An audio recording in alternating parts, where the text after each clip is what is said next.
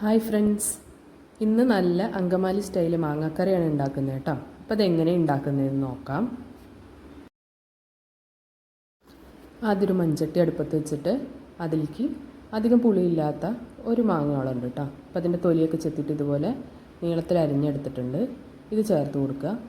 പിന്നെ ഒരു സവാള, ഒരു 3-4 പച്ചമുളകും, ആവശ്യത്തിന് എരിവിനനുസരിച്ചിട്ട് പച്ചമുളക് കൂടുതൽ വേണമെങ്കിൽ ചേർക്കാം. അത്ര ഇട്ട് കൊടുക്കുന്നുണ്ട്. അധികം പുളിയില്ലാത്ത മാങ്ങയാണ് ഈ കറി വയ്ക്കാൻ കുറച്ചുകൂടി ടേസ്റ്റ് കേട്ടോ. പിന്നെ ഒരു ഇച്ചിരി മുളക് പൊടി, പച്ചമുളകിന് എരിവുണ്ടാവുക കാരണം കുറച്ച് മുളക് പൊടി ഇട്ടിട്ടുള്ളൂ. പിന്നെ ചേർത്ത് കൊടുക്കേണ്ടത് നല്ല മല്ലിപ്പൊടിയാണ്. ഇതൊരു 2 സ്പൂണോളം ചേർത്ത് കൊടുക്കുന്നുണ്ട്. മല്ലിപ്പൊടിയുടെ അളവനുസരിച്ചിട്ട് ചാറ് നന്നായിട്ട് കുറുകിയിരിക്കും. ഇപ്പോൾ ഞാനൊരു 2 സ്പൂണാണ് ചേർത്ത് കൊടുക്കുന്നത്. ഇനി ചേർക്കേണ്ടത് മഞ്ഞൾപ്പൊടിയാണ്. ഇത് ഏകദേശം ഒരു 1.5 സ്പൂണോളം ചേർത്ത് കൊടുത്തിട്ടുണ്ട്. അങ്കമാലി മാങ്ങാക്കറിയിലെ ഏറ്റവും പ്രധാനപ്പെട്ട ഇൻഗ്രീഡിയൻ്റ് ആയിട്ടുള്ള വിനാഗിരിയാണ് ഇനി ചേർത്ത് കൊടുക്കുന്നത്. ഇതാണ് കറിയുടെ ടേസ്റ്റും. അത് ഏകദേശം ഒരു സ്പൂണോളം ചേർത്ത് കൊടുക്കുന്നുണ്ട്. അപ്പോൾ ഇത് വിനാഗിരി ചേർത്ത് കൊടുക്കുന്നതുകൊണ്ടാണ് പച്ചമാങ്ങ അധികം പുളിയില്ലാത്ത എടുക്കണം എന്ന് പറഞ്ഞത്. ഈ വിനാഗിരി ചേർത്ത് കൊടുത്തിട്ട് ഇനി ചേർക്കേണ്ടത് ഒരു ഇച്ചിരി വെളിച്ചെണ്ണയാണ്.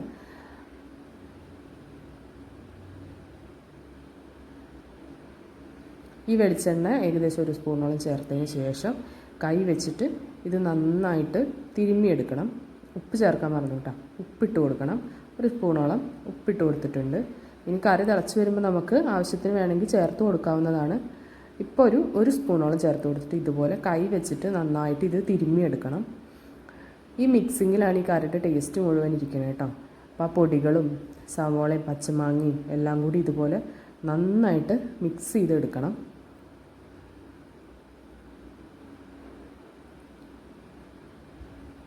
ഇങ്ങനെ മിക്സ് ചെയ്തതിന് ശേഷം ഇതൊരു അരമണിക്കൂറോളം നമ്മൾ മാറ്റി വയ്ക്കുകയാണ്. ആ പുളി ഉപ്പൊക്കെ ഒന്ന് പിടിച്ചിട്ട് ഇതായി. അതിന് ശേഷം അതിലേക്ക് തേങ്ങയുടെ 2ാം പാല് ഞാൻ ചേർത്ത് കൊടുത്തിട്ടുണ്ട്. ഏകദേശം 1 കപ്പോളം ചേർത്തിട്ടുണ്ട്. ഇത് നന്നായിട്ട് യോജിപ്പിച്ചതിന് ശേഷം തിളയ്ക്കാൻ വേണ്ടി മാറ്റി വയ്ക്കുകയാണ്. അടച്ചു വെച്ചിട്ട് നന്നായിട്ട് വേവിച്ചെടുക്കുകയാണ്. ഇനി ഒന്ന് തുറന്നതിന് ശേഷം ബാക്കിയുള്ള 2ാം പാലും കൂടി ചേർത്ത് കൊടുത്തിട്ടുണ്ട്. ഇപ്പോൾ ഇതാ തിളച്ച് 2ാം പാല് മുഴുവൻ ഇപ്പോൾ ചേർത്ത് കൊടുത്തിട്ടുണ്ട്. കറിയൊക്കെ തിളച്ച് നന്നായിട്ട് കുറുകി വന്നിട്ടുണ്ട്.